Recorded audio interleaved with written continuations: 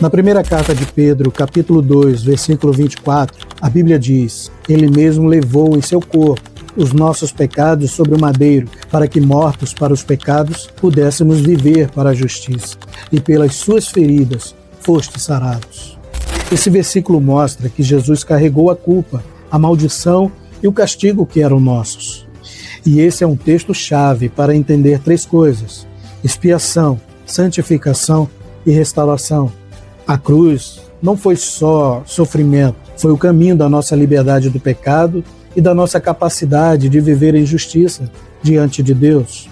Pedro lembra Isaías 53, mostrando que aquilo que foi profetizado séculos antes se cumpriu em Cristo.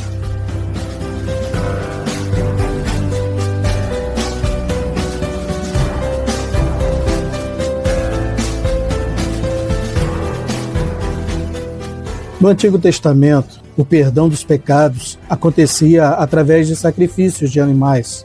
O povo colocava simbolicamente seus pecados sobre um animal puro, sem defeito, e o oferecia a Deus. Mas Jesus é o verdadeiro Cordeiro de Deus, que não só cumpre este ritual, como o supera de uma vez por todas. Quando morremos para o pecado e vivemos para a justiça, entendemos o propósito real da obra de Cristo. Não é só perdão, é transformação de vida. Estar mortos para os pecados significa que não somos mais escravos da velha natureza, mas que agora podemos viver de acordo com a vontade de Deus. Quando Pedro fala que fomos sarados pelas feridas de Cristo, não está falando só de cura física, mas principalmente da restauração da nossa relação com Deus e da libertação do poder do pecado. Essa cura é reconciliação, paz e vida nova em Cristo. Esse versículo nos lembra do amor de Jesus, que se entregou voluntariamente por nós. Ele nos chama a viver como pessoas livres do pecado, não mais condenadas pela lei. Suas feridas se tornam fonte de vida e esperança para quem crê. Pedro cita Isaías dizendo: pelas suas feridas fostes sarados. Isso confirma que a obra de Cristo cumpre a promessa messiânica.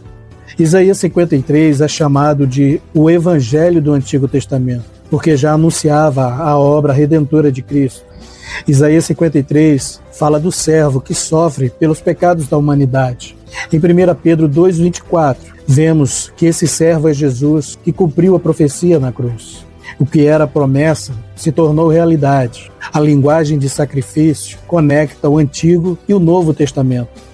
Antes, os pecados eram tratados com sacrifícios de animais, mas Cristo, como Cordeiro de Deus, se sacrificou para que pudéssemos ser perdoados ao nos arrepender e aceitar o seu sacrifício.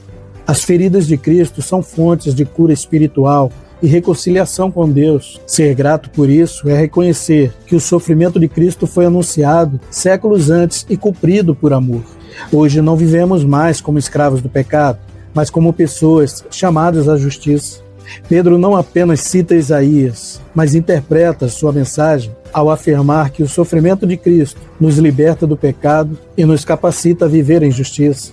Vamos traçar alguns paralelos entre Isaías 53 e o Novo Testamento, para perceber como diferentes versículos dessa profecia são retomados e aplicados diretamente a Jesus. Observe Isaías 53:3, diz: era desprezado e o mais rejeitado entre os homens, homem de dores, experimentado nos trabalhos. João 1,11 confirma: veio para o que era seu, e os seus não o receberam. Jesus foi rejeitado, cumprindo a profecia. O próximo versículo, o 4, fala: verdadeiramente ele tomou sobre si as nossas enfermidades e carregou com as nossas dores. Mateus 8,17 confirma: ele mesmo tomou as nossas enfermidades e levou as nossas doenças. Percebe a profecia de Isaías se cumprindo nos milagres de cura que Jesus operou? Agora observe o que o versículo 5 declara: ele foi traspassado pelas nossas transgressões, pelas suas pisaduras fomos sarados. E Pedro repete: pelas suas feridas fostes sarados. A cura espiritual se cumpre plenamente na cruz. Continuando, no versículo 6 diz: todos nós andávamos desgarrados como ovelhas. O Senhor fez cair sobre ele a iniquidade de todos nós. Em João 10:11, Jesus afirma: eu sou o bom pastor dá a sua vida pelas ovelhas. Então é ele o pastor que se entrega pelas ovelhas perdidas, como profetizou Isaías. O versículo 7 fala: foi oprimido e humilhado, mas não abriu a boca, como cordeiro levado ao matador. Em Atos 8, Filipe explica que esse texto falava de Jesus. Ele enfrentou sua paixão em silêncio, sem resistência. Isaías 53:9 diz: designaram-lhe a sepultura com os ímpios, mas com o rico esteve na sua morte. Mateus 27 mostra que Jesus foi sepultado no túmulo de José de Arimateia, um homem rico, muito importante e influente na alta sociedade. Profecia cumprida, literalmente. O versículo 12 declara: levou sobre si o pecado de muitos e pelos transgressores intercedeu.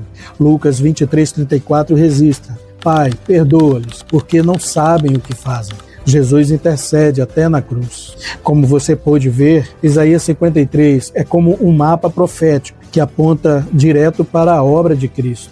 O Novo Testamento retoma essa profecia várias vezes, mostrando que cada detalhe, rejeição, sofrimento, morte e intercessão se cumpriu em Jesus. Jesus não carregou só nossos pecados, mas também nossas dores. Isso nos consola. Ele entende nossas fraquezas e caminha conosco no sofrimento.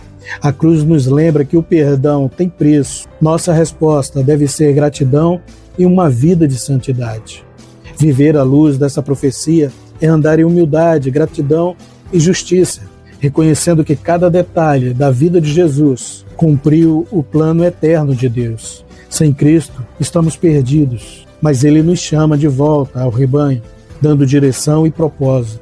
O sacrifício de Jesus por mim e por você é a maior prova de amor. Reconheça esse amor, seja grato e viva preparado. Jesus está às portas para buscar a sua igreja. Permaneça firme. Amém? Deus abençoe você.